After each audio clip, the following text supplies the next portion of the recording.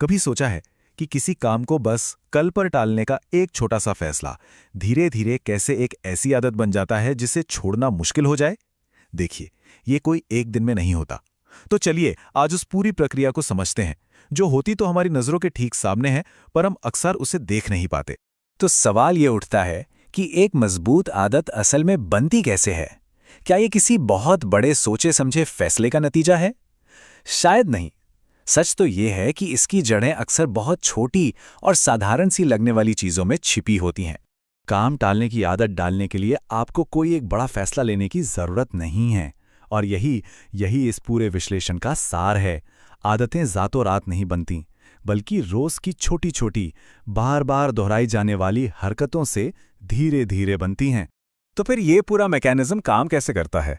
इसकी शुरुआत होती है एक ऐसी देरी से जो सुनने में और देखने में बिल्कुल हार्मलेस लगती है, मतलब जिससे कोई नुकसान नहीं है। ये पहला कदम इतना छोटा होता है कि हम शायद उस पर ध्यान भी नहीं देते।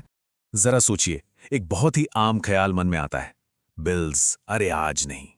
बस एक छोटा सा विचार, कोई बड़ी बात नहीं लगती है ना? बस आज का काम कल पर टाल दिया। और फिर ये सिलसिला चलता रहता है। बैंक स्टेटमेंट्स देखने हैं, अच्छा कल देख लेंगे।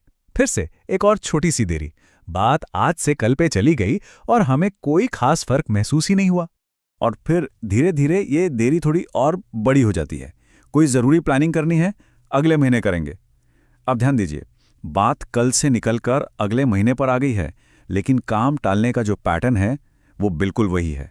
तो यहाँ सबसे ज़रूरी बात यह है कि हर बार जब हम किसी काम को टालते हैं तो वो बिल्कुल हानिरहित सा लगता है, और इसी वजह से हमारा दिमाग इसे किसी खतरे के तौर पर रजिस्टर ही नहीं करता। उसके लिए ये कोई बड़ी समस्या नहीं है, बस एक छोटा सा एडजस्टमेंट है। और सही बताऊं तो असली खेल यहीं से शुरू होता है। चलिए अब उस टर्निंग पॉइंट पे चलते हैं जहां ये छोटी छोटी देरी एक सामान्य व्यवहार बन जाती है। ये वो पल है जब एक एक्सेप्शन धीरे धीरे एक रूल में बदल जाता है।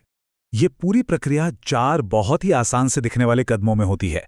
सबसे पहले काम बस एक बार टाला जाता है, फिर वही देरी दोहराई जाती है, और जब ऐसा बार बार होने लगता है तो हमारा दिमाग इसे कोई खास घटना मानना बंद कर देता है, और आखिरकार यही टालमटोल हमारा नया नॉर्मल बन जाता है। तो फिर ये नॉर्मल आखिर है क्या? ये वो पॉइंट है जहां हम अपने इस दोहराए जाने वाले व्यवहार पर सवाल उठाना ही बंद कर देते हैं। ये बस कुछ ऐसा बन जाता है जो हम करते हैं बिना सोचे समझे, ऑटोमेटिकली। और यहीं पर आके बात एकदम साफ हो जाती है। आदत उसी व्यवहार से बनती है जिस पर सवाल नहीं उठाए जाते। जब हम किसी काम को करना इतना सामान्य मान लेते हैं कि उसके बारे में सोचते तक नहीं, बस तभी एक पक्की आदत बन जाती है। ठीक है, तो अब हम ये तो समझ गए कि ये आदत कैसे बनती है।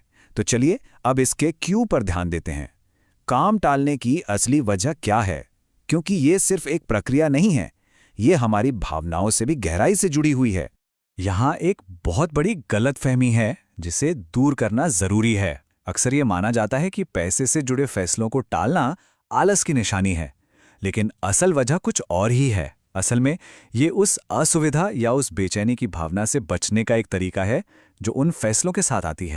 इस बात को फिर से दोहराते हैं, यह असुविधा से बचने का एक तरीका है। इसका मतलब ये हुआ कि टालमटोल करना हमारे कैरेक्टर में कोई कमी नहीं है, बल्कि ये एक इमोशनल कोपिंग स्ट्रैटेजी है। असल में हम काम को नहीं, बल्कि उस काम से जुड़ी असहज भावना को टाल रहे होते हैं।